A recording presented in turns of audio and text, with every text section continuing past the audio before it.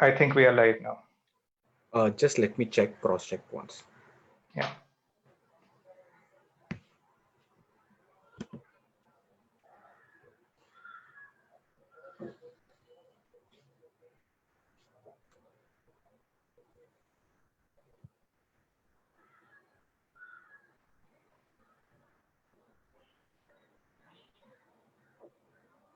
Yes, we are live. Good morning, Sridhar. How are you doing? I'm doing well. Thanks, Sushant. How are you? I'm doing well too. So, what's keeping you busy these days? So, on the work front, I think we have been a little busier than usual, as I think has been the case with people working in education and edtech. So, that has been one part of it. But I've also been using this occasion to do some online courses and catch up on audiobooks and reading and so on.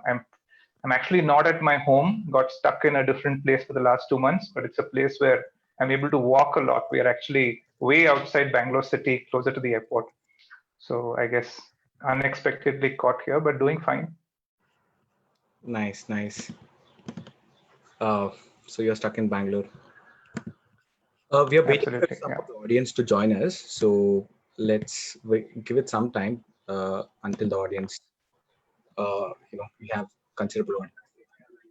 Yeah, we are already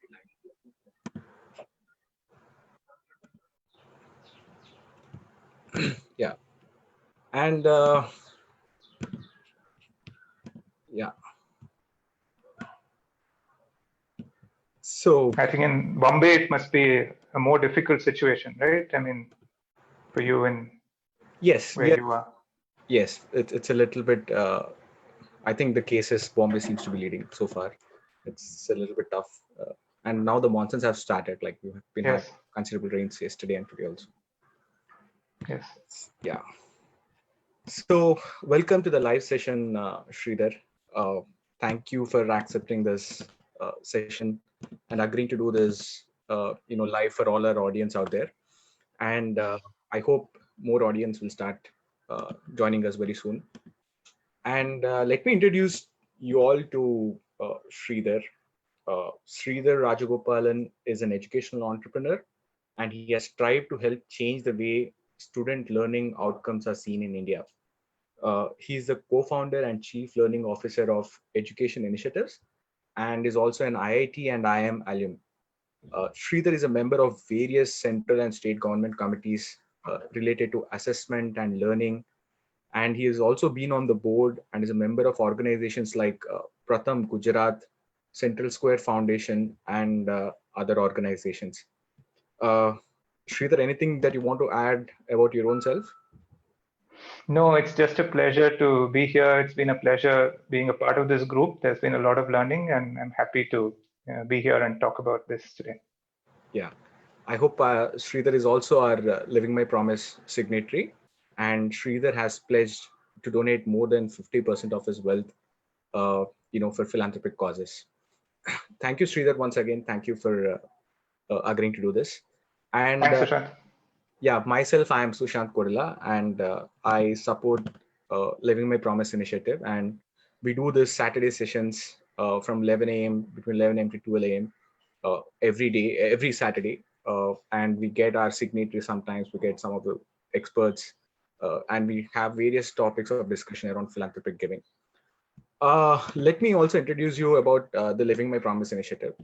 Living My Promise invites well-to-do Indians to commit to giving half or more than half of their wealth for philanthropic causes. They can give either in their lifetime or in their will to a cause of their own choice. Living My Promise is a self-driven initiative started by one of our promises, Mr. Girish Batra, and now championed by 44 others as well, such as Sridhar, Venkat, and several other amazing individuals. Uh, Living My Promise is inspired by the example of millions of people of all income levels who give generously and often at a personal sacrifice, in order to make the world better. Living My Promise aims over time to help shift the social norms of philanthropy towards giving more, giving sooner, and giving smarter. Anyone with a net worth of above rupees 1 crore can make this promise. This initiative is essentially a community of promises and in no way is an NGO. And this promise is a moral commitment one makes to their own self and to the public at large. And they get to decide when to give it to which causes or organizations and how. During the course of the conversation, I hope Sridhar will also talk about his own philanthropic giving and things like that. And we hope through that through Living My Promise, we can create a community of like-minded individuals who would like to do more, and also inspire millions of others to re-benchmark their levels of giving, especially during times like during the present times where the need is more than ever. Thank you, Sridhar. Thank you once again, and let me begin by asking you, why did you decide to sign up for Living My Promise? Yes, Sushant. I mean, uh, so I have known Venkat for a long time. We have been batchmates from IIM, and therefore, even the company that I run, educational initiatives, that I'm now the chief learning officer of and had co-founded. This company actually was situated in the same office as Venkat's Give India in the early days. So I think this whole concept of the need to give and the requirement is something that I have both known and felt from the beginning. The second thing is that in my case, my own life, I mean, my needs are very few. I've been a minimalist, and this has always been the case, even when we were students, and then when we started, and as the company grew and became successful. I'm kind of maybe fortunate that close relatives, others are not people in significant need. We have my wife, who was also a signatory but who passed away recently, also believed that we weren't people who had a lot of needs and needed a lot of money to spend on ourselves, and neither was this the case with close family. We don't have kids, so I don't know. For me, it's that even if I have wealth from the beginning, I have felt that the role of this wealth is for a larger purpose, is to make a larger difference. Even the work we have done in our company, the goal has been how can we make a difference in the field of education. So somehow, for me, I've heard people mentioning the regular challenges and leaving money for their kids or family and so on. Those were not the issues for me. It was kind of obvious for me that if I have this wealth should be used in a good cause. And the cause of education, the reason we were looking at education was because we see that as a means to build a better society, to build a better India. So when Venkat raised this with me, I think at the time when the idea was being floated, it was like, I think either immediately or the next day, I told him, yes, I would love to, be a part of it. And that's it. So maybe for me, it was a kind of an obvious decision. And in fact, while we are committing to 50%, I expect that I will end up giving a lot more, simply because I think that there is better use of this wealth than, to kind of spend it on oneself or spend it on immediate wants or bequeath it for certain purpose, or even frankly, use it in a business. So that's my reason. Okay. And what causes do you intend to support with your own giving? So we have one of the philosophies that we had right from the beginning was that there are many things that we can do which are good, and in that sense, many causes are good. All causes that help in some way are good. But we also believed that education is one of the causes that can make a long-term permanent difference, if I may say so, to the next and future generations. So while there are other causes that will have their own impact and are good, if one can enable education to reach more people and improve the quality of education for more people, that can make a much longer lasting difference. So I do intend to give a lot of this in the area of education. A little different maybe from our own work in education. One of the things that we have realized, I mean, parallelly, is that, in a large country like India, if you support a cause which helps 100 people or 1,000 people or even a million people, that is less, because whatever you do is likely to be a drop in the ocean as compared to something that builds the capacity, builds something which is long term. So specifically, I use the term educational research, and I do intend to either donate a lot of this money for educational research, or eventually start something which is kind of dedicated to work in educational research as a non-profit, creating research that is useful for society as a whole. I'll just explain this a little bit, because I mean, I already talked about the fact that we sometimes do something that helps 100 or a family or a group of families, and that is good, but the effect of it is not long lasting. I think a second dimension of this is, especially in education, there are things that you can do which are more motivated by something we see around us. We see that somebody needs education. We see that a school needs support. But there are other things that, as a society and as a government, we are not doing, that may actually enable education to happen better. One simple example that we as a company also work a lot in, and the reason for that again was the same philosophy, is that if I say what is the goal of education and how are we doing on that, like, are our children learning well? Now, the moment I say are our children learning well, this becomes a kind of a scientific question that I have to do some research and answer.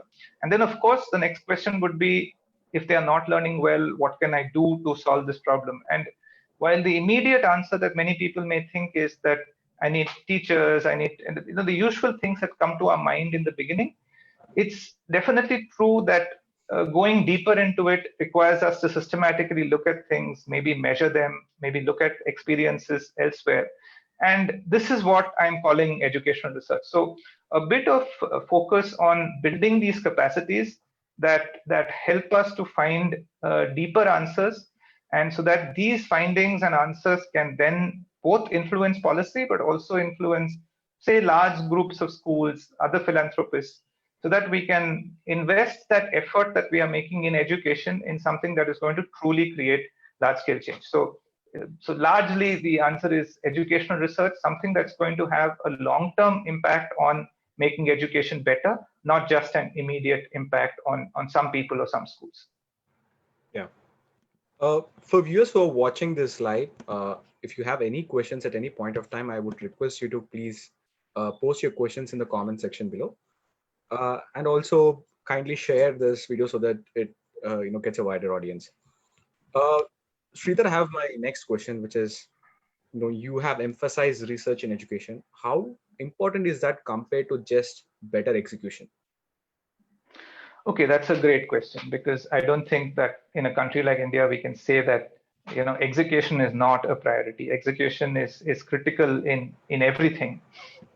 However, I also find that execution capacity of the Indian state has actually gone up significantly in the last few decades. And in general, and of course, there's a huge range in terms of the execution capacity of different states. I remember we once did work with the state of Gujarat, where there was an assessment which was done with every single child in the state, and we were doing it for them. We had a project with them, and then we said, okay, this is the assessment. They said, fine, we will conduct the assessment in 15 days, and we will give you the results in about 5 days after that. So our thinking was, that is impossible. We ourselves do large-scale assessments where, usually that's a few hundred schools, or in some cases a few thousand schools. And we said that how can the state execute this in 15 days? But they did. Okay, we were like pleasantly surprised. Not only did they execute the assessment in 15 days, we got the data 4 or 5 days later. So there are some examples like that, and I would emphasize that there are a few states at that level, and that also changes from time to time. And there are others where execution itself is an issue. However, sometimes even more fundamental in education is, what is your goal and what is your approach to it? What is your policy? What are you trying to do? For example, we know that in education, and here I'm talking largely about government schools, the default policy for a lot of time was what we call access, which means that, building schools to ensure that there are schools for children to go to. Maybe even more specific, like to say that in the primary, the school should be within 1 kilometer that children can go to. Now, this is a policy decision, and you kind of say, okay, let's do it like this. Now, a different policy decision could be that the most important thing about our schools is how well are children learning in our schools. And then, I focus a lot on that. And today there is a belief that, these three parts of the education goal, which is uh, access, equity, and quality. So access is obvious, giving access to everybody. Equity, to ensure that the poorest, have access to education, and preferably good quality education. Not just that, I have the numbers, but then the poorest are left out. And of course, the third is quality, which means that are the children actually learning well? Today there's a realization, and we strongly emphasize this point, that one has to look at all these three together. So I'm just giving you examples to say that while execution is important, some of these aspects of policy and research turn out to be even more important, because while execution capabilities have been increasing, unless you are kind of gunning for the right thing, there are other examples that we give, whether it is how children can read in lower grades, or board exam reforms. Maybe we'll talk about this if we discuss the education piece. The challenge is less on execution. We are kind of executing certain things pretty well, but it is the things that we are executing that is leading to learning not happening. So, for example, getting every child into school at grade 1 is a classic example of execution. If I take an example from health, the pulse polio effort to kind of say that I must ensure that every child is protected from it and gets the vaccination was an example of execution. But in education, even after getting the children into school in grade 1, we have not been able to ensure that they stay in school in grade 5 or 6, and that they are actually learning well, which means that India performs well when we are looking at how well children are learning. So these are actually not execution problems. It's about what is happening inside the class.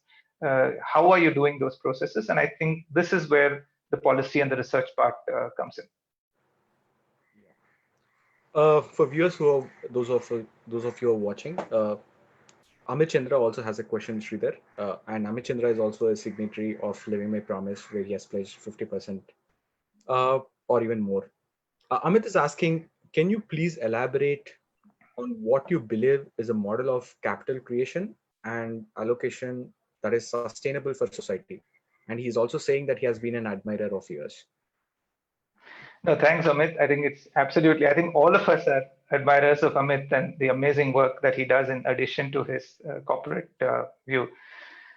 But yes, absolutely. I think, one of my favorite topics has been this issue. Like, we have been asked this question. The company I run is a for-profit company. And often when we talk to entrepreneurs or people who are looking at creating change, they could either start an NGO, they could be a social entrepreneur, or they could just start a company. For me too, and Venkat and I and a third colleague started EI some years back. And, we had actually said this, that if in case we create a company that is large and financially successful, but is not making an impact, that if it closed down one day, nobody would feel it, we would consider it a failure. So, we have strongly believed that there is, and on the other hand, there is a whole range of NGOs. Now, personally, I believe, and I have a lot of respect. I think there are a lot of great NGOs. But personally, I believe that the NGO model may not be the most effective one to create change in certain sectors, especially a sector like education, which is reasonably well funded, and where, to a certain extent, parents also value education and are willing to pay at least a certain amount what they are able to afford, for it. So, the whole question of what is the thing that we are doing, what is the role of NGOs, what is the role of private companies?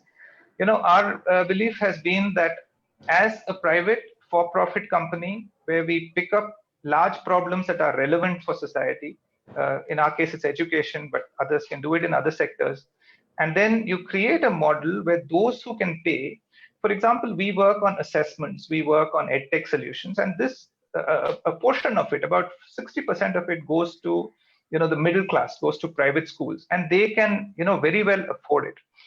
But then we also make sure that everything we do, every single product we have, has an equivalent that works for the poor. And this has been a choice. So just coming back to Amit's question, I believe that wealth creation, which happens, I think, fundamentally because you create something new that is needed, that can make a difference.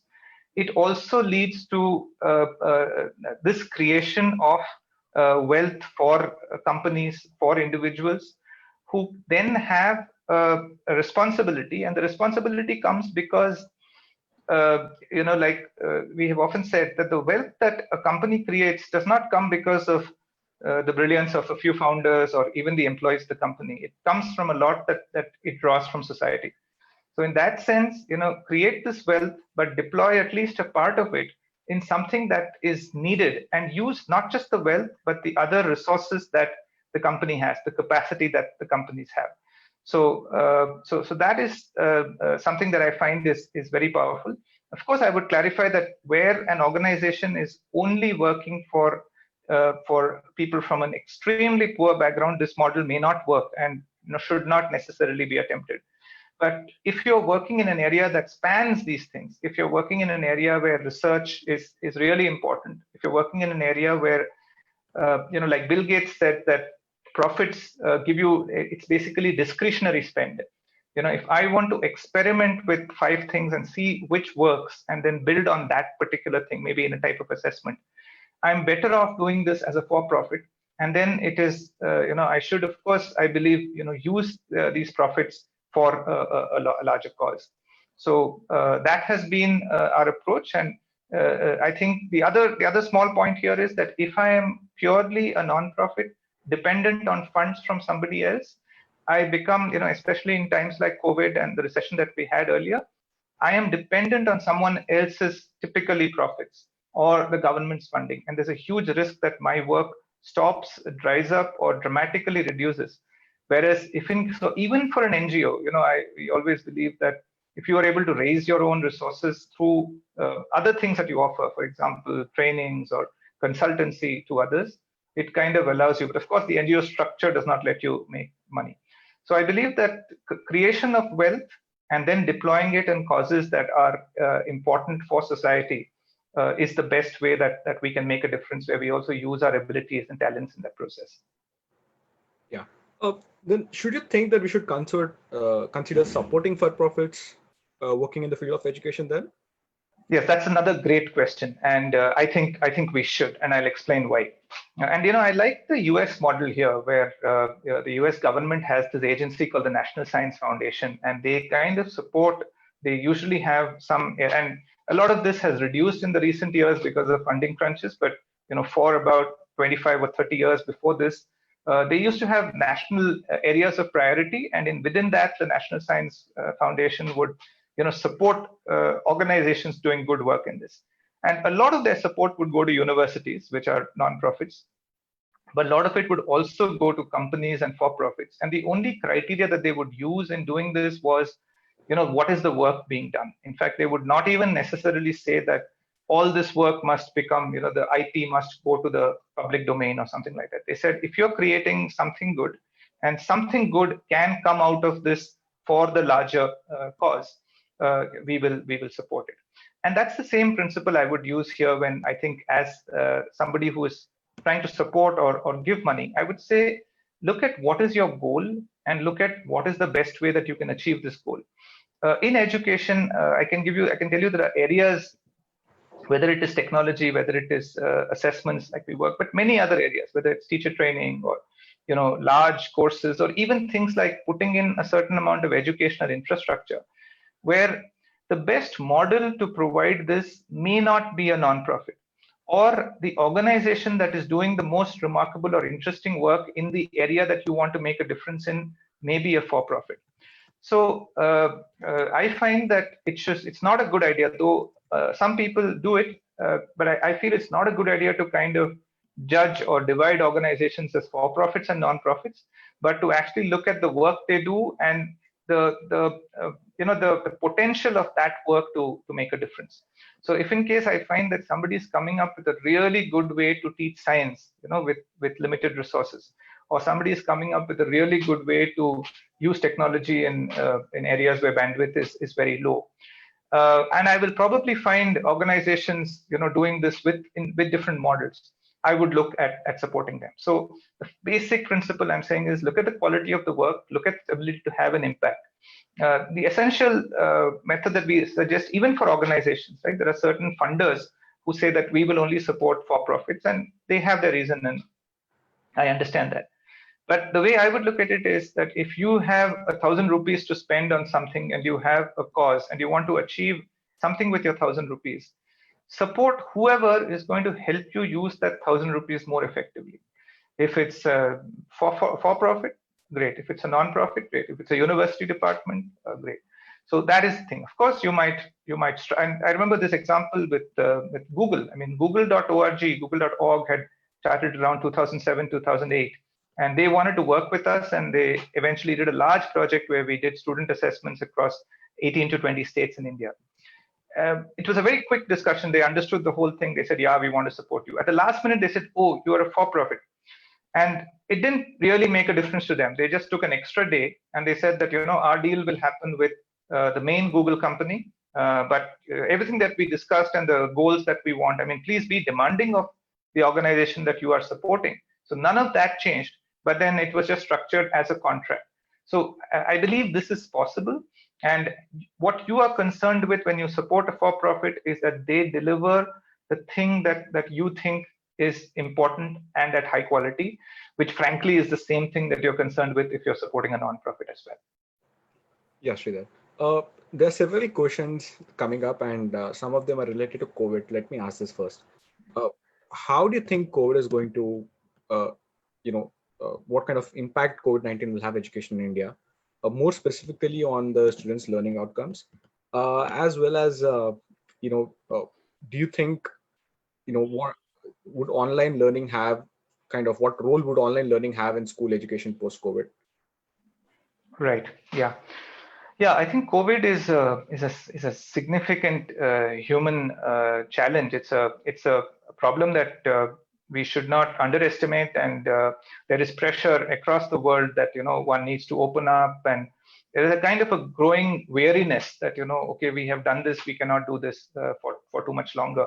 And I think there is a need to divide those things, to understand where we have to provide livelihoods and support versus where we don't have to and can afford to keep a certain kind of a lockdown. So that's one thing I wanted to say.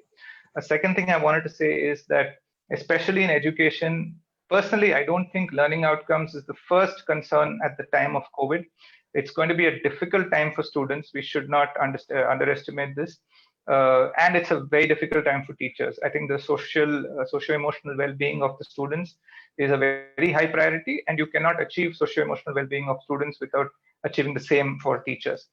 Again, I would argue that a lot of my comments are going to focus more on the government schools and schools for the poor. So I'll just qualify some of these comments that this might be lesser of an issue in families, the middle class, where people have the means to handle this, and a much stronger, not just family support, but less uncertainty. There is still a lot of uncertainty because of jobs and job losses, but it's not the extreme kind where you're worried about food and potential migration and things like that. So I'm just saying that, to me, these are the biggest issues. I personally think that opening schools in a hurry is not a necessary priority. But let me just come to the other points about the impact, because while a lot of what I mentioned are the short-term concerns that we have to focus on, it is also true that learning outcomes is a longer-term concern that's going to be there. And for children, again, something that happens all the time is that the children who are going to get affected the most are going to be the children from the poorest sections of society. So they are the ones who will drop out of school, because parents will also say that either because they have moved somewhere or they are not able to, and they're kind of focusing on livelihoods. Older children may have to actually start working. So while these are there, if I were to talk about the fact that learning outcomes, we know that even during holidays, when there's a gap, there are drops in learning outcomes. So this is definitely a concern. Obviously, nobody is in a situation or a mode today when people are going to assess systematically to actually measure this.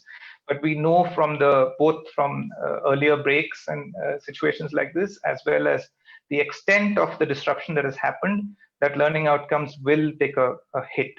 The context again is that we have not necessarily been focused so much on learning outcomes. So it's not that. So one of the tragedies in our schools for the poor is that if you see the learning gap, that means how far behind a grade level are children.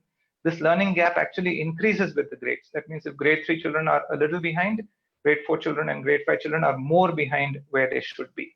And COVID is going to make this worse. Online learning, I think is obviously a very, very powerful tool, but the context is that we don't have access, whether it is to smartphones or the internet, to the extent that we should. I remember that even in early discussions on computers, very quickly we would reach a conclusion that computers are for the rich, but that is completely incorrect. Today we may think internet is for the rich. It is completely incorrect. I think it is a key role for governments that we focus on providing these resources. For example, I believe that tablets which have learning content, which can be provided to even to communities, which means that it is not that, so schools may not be functioning, but with certain precautions, if I can, and of course you can do this only where communities are like relatively closer, not where they are very sparse, but that can still cover a lot of people. So tablets with good quality learning content, always the software, the learning content is the most important thing, not the hardware. So whether it is online learning where you have access to the internet, definitely in a middle class private school kind of situation, I think these are powerful tools. Again, I just want to clarify that online learning is not necessarily a teacher teaching a class or watching a recorded video.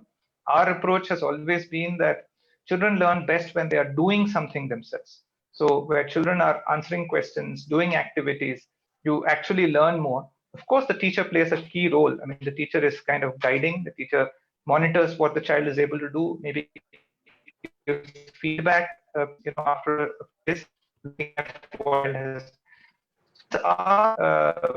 The point that we say learning is not a place or an activity, but an outcome. So the default thinking is that school means learning, and that I think is clearly not true.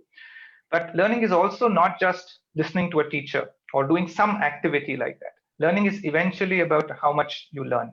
So the spirit of online learning is that, can we recognize that? Can we kind of get to a point where the focus is on children learning? And I think this applies across the board. And while measures like the government is going to start dedicated channels on TV for different grades and radio-based programs, while these are good, we should look at the use of technologies in a more active way for learning in the other in those kind of situations also. If we start thinking of it now, we will be ready for it in a few years. It's not going to be sooner than that. But there are places. I mean, our own program that is used, which used to be used by government school children, when COVID struck and we made it available through the internet, we find that about 7 to 10% of the children are able to access them through smartphones. So a small percentage, but 7 to 10% is that many students. So I would say both these aspects are true. Yeah. There are some questions related to the learning gaps. One of our viewer is asking, how do we kind of bridge the learning gaps due to COVID is a question, especially because for the underserved social economic strata sort of children. Right. So frankly, the problem in India with education has been so severe that even if you take COVID out of the picture for a moment, we still had to address this issue of huge learning gaps. Whenever we have done studies to compare learning across a set of years, the results have not been very positive, and this is true to a large extent even with us, right? I mean, if you do a study in 2006 and do a repeat study in 2010 to check learning, you've often seen slight gaps or something remaining stable. So that's pretty bad, right? I mean, you're saying that across time, what a child is learning in grade 4 is not necessarily improving. So to some extent, this answer is not necessarily about COVID, because we were in a bad situation to start off with. There are two things here that we recommend, and one of them is what people are nowadays calling foundational learning. And foundational learning basically means that you ensure that every child can read by grade 2 or 3, and that every child can do basic arithmetic and operations by grade 5. Now, I mean, people might think this is very basic. People may even think this is unambitious. People may think that we are leaving out critical thinking.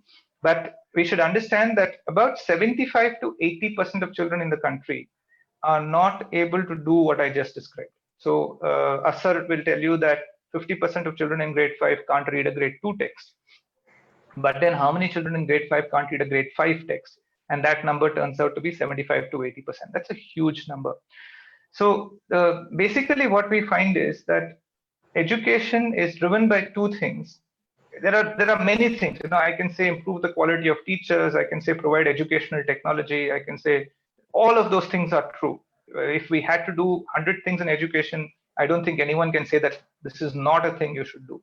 But there are two things that we find can really make a difference and can help some of these other things happen. And one is what happens in the first few years of schooling, and the other is what happens at the last year of schooling. So what happens in the first few years of schooling is that if you can enable children to acquire those skills, then in today's world, where they are not dependent only on what happens in the school and the occasional newspaper or the book, but where you do have access to technology and phones and material, it's not necessarily learning material, but you can learn from everything. But if you have developed the basic skills to be able to read, to able to do the kind of things that I would need to do to understand basic processes, which is what we are calling the foundational literacy and the foundational numeracy. So that is one piece of the thing. And trust me, for a country like India, this is not difficult to do. Again, it's more of we have just started. So in the recent PM e-Vidya plan, there is a mention that foundational learning as a focus there'll be a program starting in December. But we have not achieved this because we have not focused on this. Some people like Pratham have been talking about this or shouting about this for 25 years. So that is part one. And part two is that our board exams today, and this is not only about private schools, but what our board exams do affects all our schooling. It's what brings in this rote learning into the system. And rote learning also means that teachers feel disconnected with what they are doing. So there's a downstream effect that goes. So even though it's happening at grade 10 and 12, the downstream effect goes all the way down. So we have strongly kind of reached this conclusion that foundational learning, board exam reform, much easier to do than many of the other things that are more difficult to do and also need to be done. But these are two levers that can really make a difference. And I don't think that has changed because of COVID. So India planned to participate in PISA, which is a good thing. That PISA itself may be postponed by a year worldwide because of this. But that kind of links to the board exam. So these are the two pieces that I think we need to do. And I don't think that has changed because of COVID. But I did talk about the other points about socio-emotional learning and the other ways of supporting teachers, which are more COVID-specific short-term responses and a kind of a response plan that it would help to have for schools at that point. Yeah, Archana Hari is asking a question. She's saying, one thing I'm realizing is that being warm and kind to any species is not a natural mindset. You literally have to unlearn basic instincts and relearn how to live together. How do you inculcate this from a younger age, especially because she has children who are very young? So yeah, I mean, I think Archana is probably knows more than me here when she says that being warm and kind is not something that comes naturally. But I would completely agree that this kind of what I would call compassion is something that is actually at the base of everything, literally. So the fact that so I'm also a practitioner of meditation. Vipassana meditation is something that I've been doing for 15 or 20 years. And I actually find that with small children, getting them, so there are these exercises. It's kind of like yoga, but it's especially for small children, all you do is get them to focus on their breath. And it's surprising how, on the one hand, it helps with things like this, which is, just compassion, just noticing, just awareness. I think sometimes this compassion comes from being aware that, this is something that makes me sad. This is something that makes me suffer. And this is not very different for some, even if it's just an insect or an animal. But surprisingly, these kinds of practices of, say observing your breath and meditation, which will happen later, once students are 17 or 18, also helps in things like concentration. So that is one thing that I would mention. I think there are other programs that I have seen where you basically give children a space to kind of talk about these things, discuss these things. It's not so much of lecturing them or preaching, but often through the use of stories where children are able to discuss those cases, ask questions, and of course they learn a lot from what they see around them. So I would think that these are the three things that work.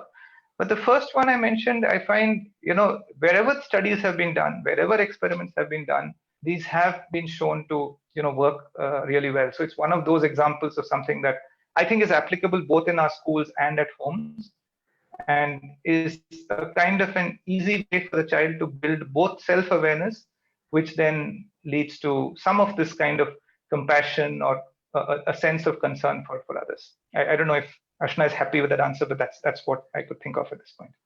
Yeah, there's a different Archana is asking another question, Archana HK. She's saying, what could be the best way to evaluate the learning outcomes through online platforms?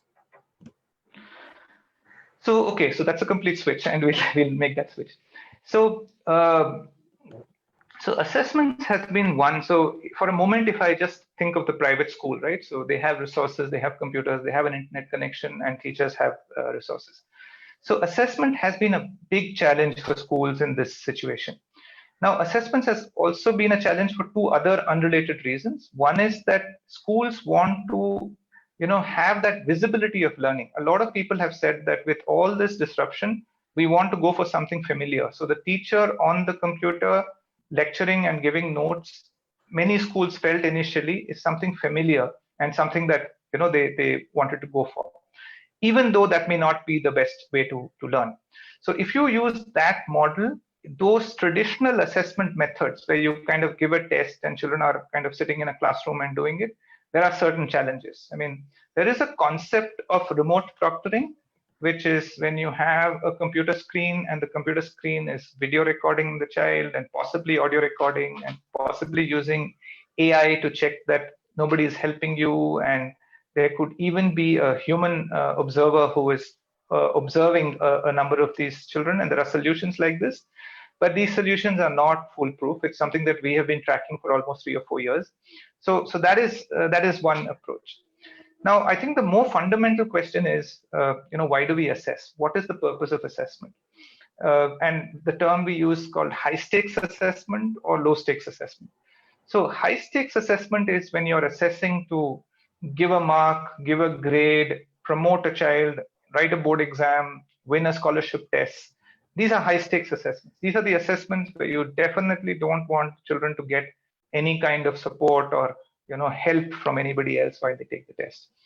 But one of the shifts that has to happen and is probably happening very slowly in our system is the shift from high stakes assessment to low stakes assessment.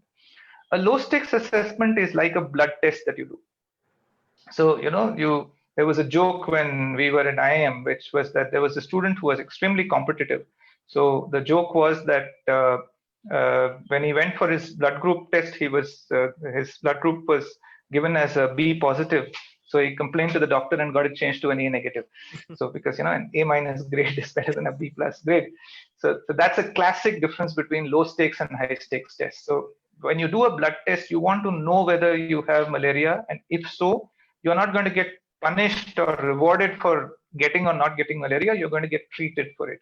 And that's what assessment should be. That means that I find out that you're weak in this concept in language, this concept in science, you're strong here, this is the kind of thing you like to do, and this is where you need support. Now, in this kind of assessments, it can be done easily online, but the assessments itself must be a good assessment. If the assessment was focused on something that was written in the textbook and you just have to repeat it here, it's not going to serve the purpose. Sometimes we call these diagnostic.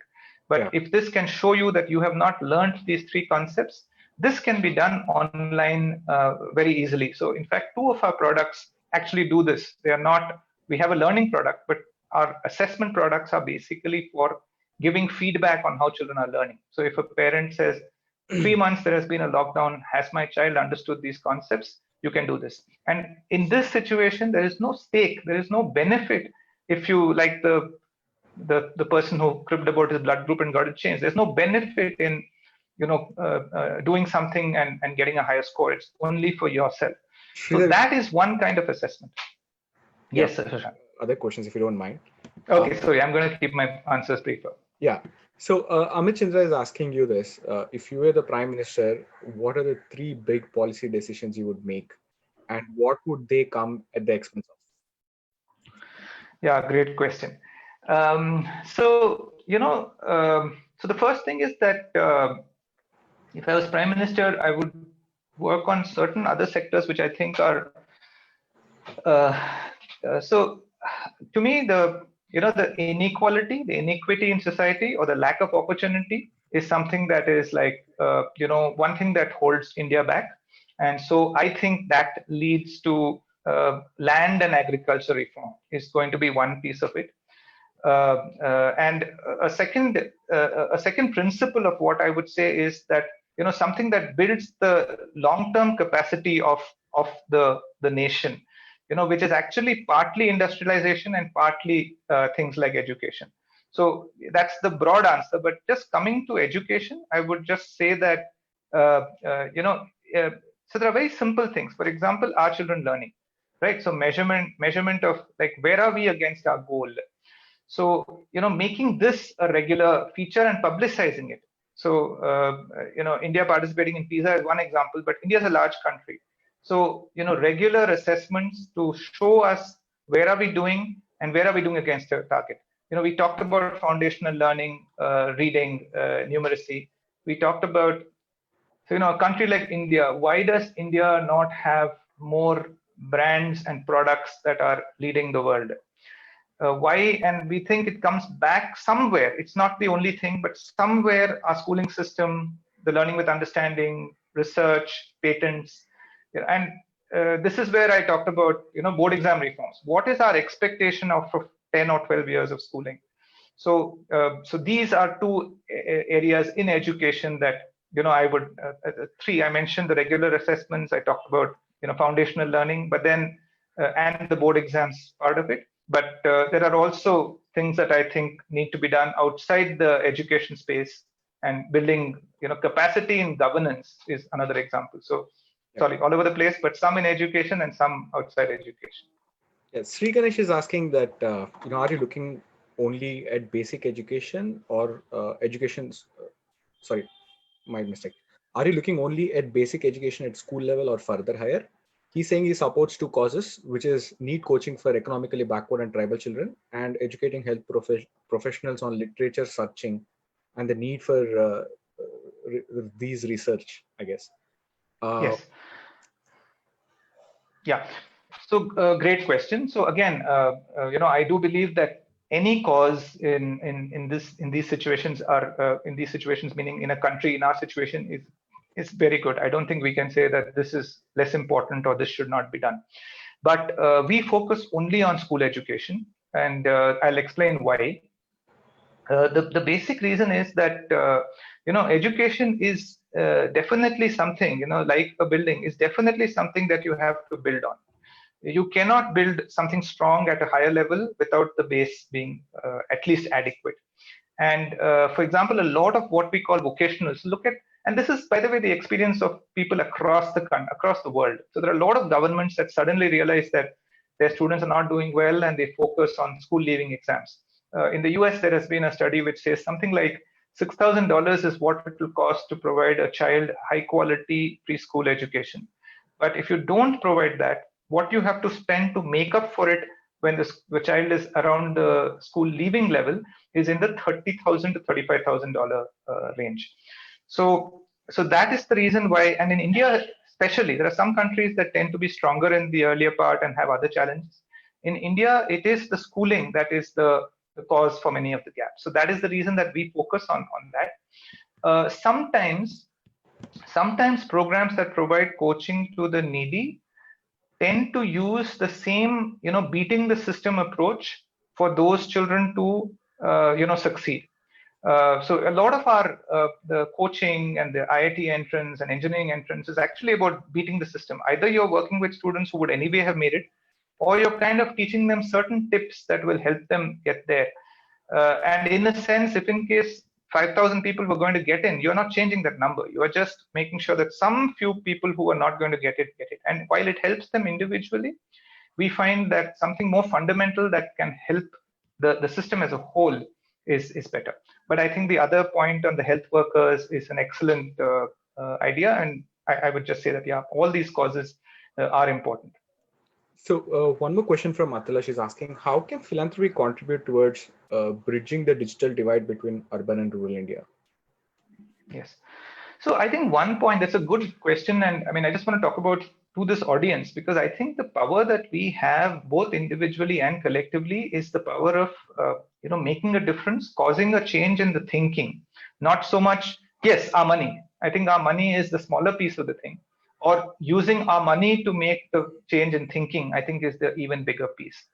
So, like when Atula talks about the gap between the digital divide between the rich and the poor.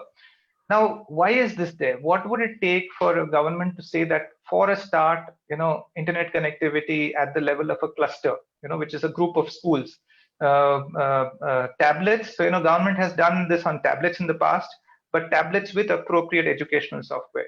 What will it take for government to say that, we will have a way of selecting high quality software from around the world, though I think today a lot of the best software is happening in India, even in education. But and have these in our schools. So I think this mindset that some of these are more for I think it's about the impact, the potential impact. So yes, we are resource constrained. I don't think people have pointed to it's easy to say that we should spend 6% of education on GDP or more and so on, but there would be constraints. But the question is that which of these steps can have a significant impact? And I would think that technology can have. Again, sometimes when we talk of technology, governments say, okay, so I have 40,000 schools in my state, I need to provide computers everywhere. Maybe you don't. Maybe you do a pilot with 3,000 schools, 5,000 schools, rigorously measure the impact, and then take a call whether that kind of an expense is worth it. And I think in some cases, if you did certain things well, it is going to be worth it. So, and India has the resources. So I think the biggest measuring is definitely important. Whatever we do, how well is working? Piloting is important. There used to be a phase when government would say, we don't do any pilots. Pilots are a waste of money, which basically means you don't understand the process of research and studying it and scaling it up. Or they say that, a lot of pilots just get done, but that's about how we measure and control it. So I think a lot about the digital divide is to say that, we need to create good quality educational content in regional languages. So today, a lot of things get decided by the market.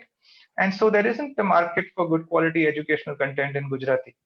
So for example, we have content in 9 languages, but it's not because of market conditions, but because we've always said that, the money that they would make would not compare with what an English language version would make.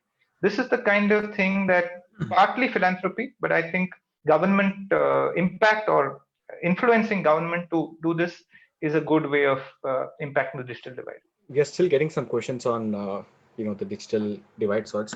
One of the question is, some people seem to think that technology is the panacea in education, and should kids, in this current scenario, we are more concerned about digital forms of learning rather than what exactly kids should learn. Can you please throw some light over this?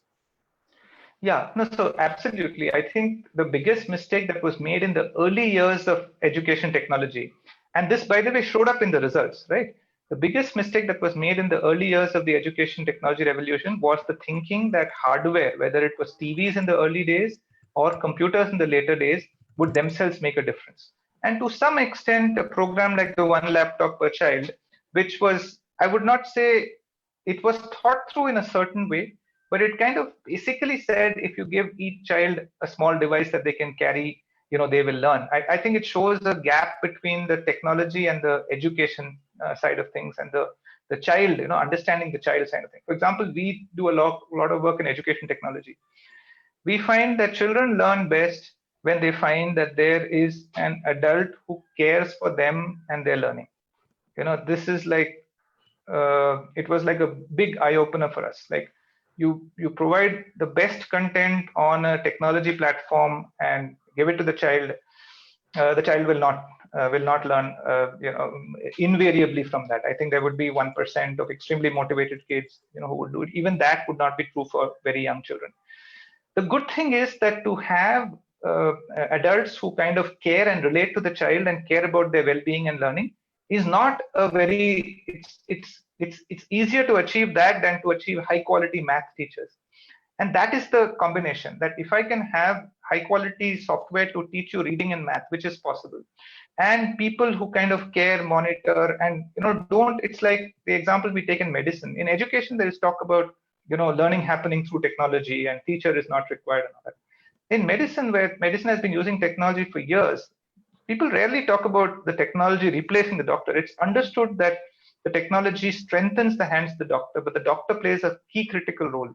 And I would argue the teacher plays an even more key critical role in education than the doctor plays in medicine. So the kind of thinking technology without educational content is a disaster. Studies have shown that. Wherever technology has worked, it has worked when the educational content has been strong and the technology has built on that. And one solution to this is assessments, right? Where you but the assessment again has to be good. It cannot be a very typical traditional school exam thing. So we are at a stage where a lot of things I'm talking about, like, I said that I would like to put my money in educational research. And I said that I end up starting a nonprofit in that area in the future. But if somebody said, okay, who is working in educational research? Who can we contribute to? Who is doing these things? The answer is that a lot of things that we are talking about need to happen. They're at very early stages. So that's a caveat, but I think that's also an opportunity that, a lot of things that we think through it and say that this is how it has to get developed. EdTech has to be like strong in education, not just glitzy and, it's glamorous and it looks fine. I think that is what we need. Yeah. All our signatories have pledged, at least to donate 50% of their wealth for philanthropic causes. You yourself, have told that. I'm sure many of the people watching there have donated some percent of their wealth. But tell me, how should people decide what percent of their wealth they would like to give away? And hopefully maybe 50%. Yeah.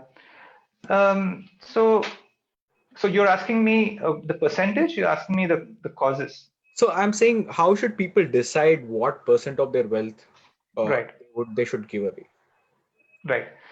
So I think this is a very personal decision that is basically a function of, estimating your needs with planning for some kind of contingencies. Health costs are going to grow.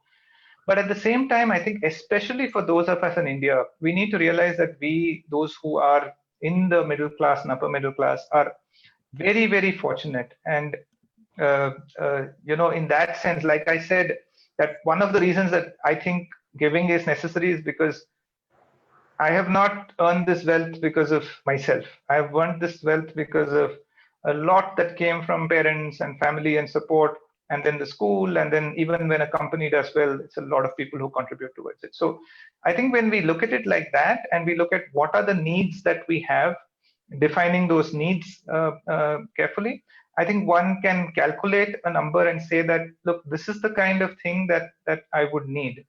And I would suspect that for the wealthy in India, that number would be 50% of what they are earning and would expect to earn. It would be at least that much. But I think it's a very personal decision. When I did this myself, like I don't, if you are, I think even 50% is a large amount in terms of what you do with your wealth and what is the kind of thing there. So I think it's a personal decision, but that's the kind of method that I would recommend.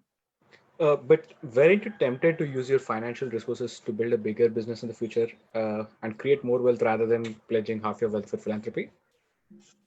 So I really believe that the way that I'm trying to pledge this wealth will actually create more wealth. So the biggest wealth is human capacity. And when I say human capacity, see, I'll just take this example that many governments and economists think of growth as GDP growth.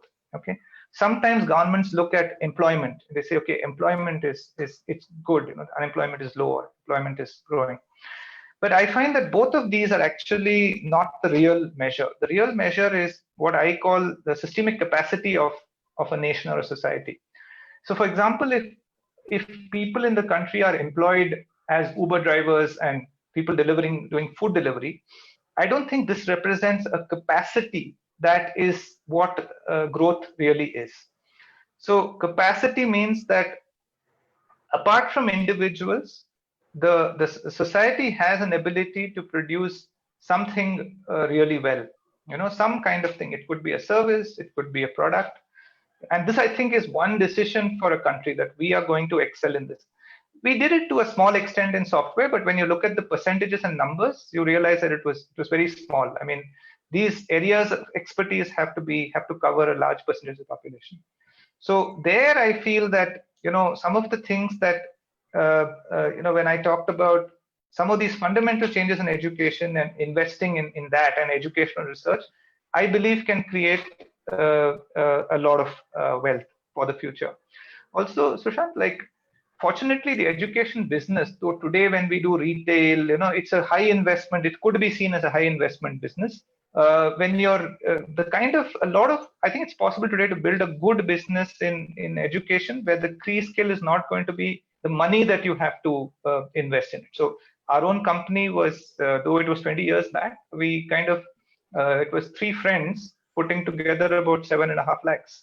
That was what we started off with. And so so I don't think money was the parameter. I hope that this money is better used in something like that, which is both philanthropic but which builds for the future. For the viewers who are watching, I'm really sorry I'm not able to take all the questions because Sridhar has some amazing insights to offer. But I'll take one last question, Sridhar. Any suggestions on how do we build cooperation and working together versus competition? Yeah, so I don't think this is a versus situation. I think competition can also be positive. So again, I like things that I have learned from both doing and reading about meditation and Vipassana meditation is this whole question of, how am I adding value to society as an individual, but as a company? I think if we are, if this can be the way, so, I can run a very competitive business, do a very good quality job of it, as long as I'm convincing myself and ensuring that I'm adding value in a significant way. And then if I take that route, I will realize that at times I will cooperate. So where I have to work together, the competition is not to push someone down. So I would say that the best way to build this cooperation is to build this concept. It's a very simple concept. I think children understand this. We have seen this, which is that how do I add value? What is the way that I am adding value best? Sometimes we don't look at this because we are nervous or insecure. So children think, I'm not going to clear my exam. I'm not going to do well in life. Those kind of fears are put into them. But if I can overcome that and then I say, no, this is it. And now what can I do in the best possible way? What is the best way in which I will make a large difference? I find that this automatically leads to cooperation in a lot of situations and competition in a positive sense in others. So that's something that when we have been involved with running a school and working with children, that is something that we have believed. Even now we do some very nice programs every summer, for a large group of children. I think this is something where we find that this balance of competition and cooperation comes when we are focused on how are we making a positive difference to the world around us. If you have time, I'll take just one last question. Students Sure. today exit the education system with a lot of uncertainty and fear. How do we change this so that they exit the system with hope about the possibilities? Is foundational literacy enough to achieve that? So the two kinds of children that I spoke about and we are speaking about are different, because the children who are exiting the system are not the children whom I'm talking about. Because if you don't have foundation literacy, and I'm repeating that this is, in my opinion, 75 to 80% of the children in our country. So they are the ones who need that, and then you kind of give them a level playing field where they can at least move on and do other stuff. But you're absolutely right that there are a large number of children who are going through school and then completing this and going there. But frankly, this comes to my other point, which was board exam reform. See, the existing board, it sounds very small and silly, like we're talking of national change and education and what is this board exam reform? But it's surprising how a small thing like that can poison a whole system. So what does the board exam say? It says that, look, how well you know these things which are there is what matters. It tells teachers certain things. It creates a whole system of coaching classes. Even our, edtech platforms today that are so big, often are kind of saying that, look, you do this well and your children will get better marks. Why? Because of the board exam. They're not saying do this and your child will be, will change the world in this way. So I would, really think that is affecting our psyche. And because it's so limited, that here are a type of question and how you score on this is what is going to matter, it automatically leads to insecurity because everybody cannot do that in that situation, and it's opposite of what you want to do. You're passionate about something, it says no, these marks are what matter. And we know this, like even the most progressive parents, even this thing say, all this is good, but these marks are important. So that's the power of the system. Now instead, imagine if this thing said that, these are the opportunities, these are the problems that we can solve. Like I was just mentioning, we do this program for children at grades 7 and 8 or 7, 8 and 9. That is the age when you can excite children about the kind of changes that they can make. That, here is some problem in genetics or, Internet of Things or consciousness, like really cutting edge problems. They are, believe me, not going to have insecurity if they are hooked on to one of those. And this is not only 5% of children who can do it. So again, I think it's an example of a seemingly small but a systemic change, which can cause, and I'm not saying this is the only thing that, you do these two things and you're done, but I would say that these two things will address 50 to 60% of the problem, and then we do have to get the other things right. Okay, thank you, Sridhar. It has been a wonderful, insightful session from your end. And hopefully you have inspired all the viewers to think of philanthropy seriously. And I hope many people will start rethinking of rebenchmarking their levels of giving. For viewers who are watching, we have a Saturday series where we bring our signatories and other experts and talk on various subjects related to philanthropy as well as non-profit sector. Once again, thank you. Please do join us next Saturday at the same time. We have another wonderful guest who will be coming up. Thank you so much. Thanks, Sridhar. Thank you, Sushant. Thanks for having me. Have a nice day. Bye. Thank you.